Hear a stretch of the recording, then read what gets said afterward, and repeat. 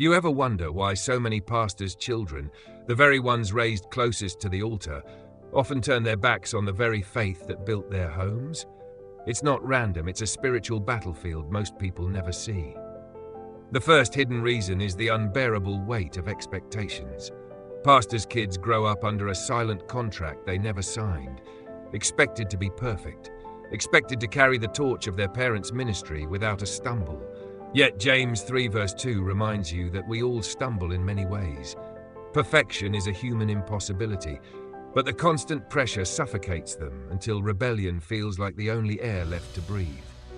Second, there's the crushing reality of hypocrisy, a devastating secret that festers when what's preached on Sunday doesn't match the whispers behind closed doors.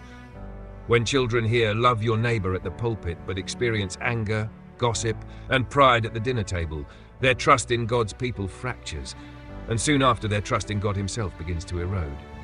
Matthew 23 verse 27 warns about appearing righteous on the outside while being dead inside. Third, many pastors' kids grow up overexposed to the machinery of church, seeing the politics, the cliques, the strategic handshakes, the public applause that fades into private exhaustion, and without even knowing it, they absorb the bitter reality that sometimes the church looks more like a stage than a sanctuary. Hebrews 12:15 warns about bitter roots growing in secret and defiling many, and that bitterness rarely announces itself. It silently poisons dreams and faith alike. Fourth, they are often spiritually neglected while being physically present. Everyone assumes because they sit in the pew, because they attend every service, because they know all the scriptures by heart, that their soul is fed. But Matthew 4 verse 4 makes it clear, "Man shall not live by bread alone, but by every word that proceeds from the mouth of God."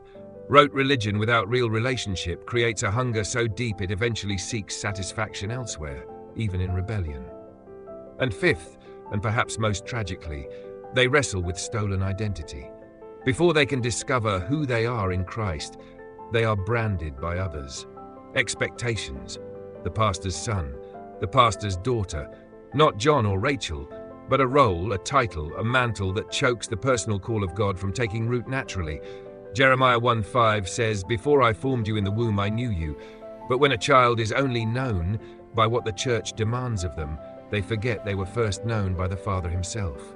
And rebellion becomes their desperate, sometimes unconscious search for who they were always meant to be. The shocking truth is this: rebellion isn't always hatred of God. Sometimes it's exhaustion from performing for people who claim to represent him. Pastors' children aren't running from Jesus. They're running from the heavy chains others welded onto their faith. If you grew up in the shadows of high expectations, public image, silent suffering, and religious pressure, hear this clearly. God sees the real you, the wounded you, the questioning you, and he's not waiting to punish you. He's waiting to heal you. This is your call to stop carrying the sins of imperfect people as if they were the character of a perfect God. Lay it down. Rebellion was never your identity. You were called to sonship, to freedom, to a faith untainted by man's failures. It's time to come home, not to religion, not to reputation, but to the Father's heart that's been chasing you all along.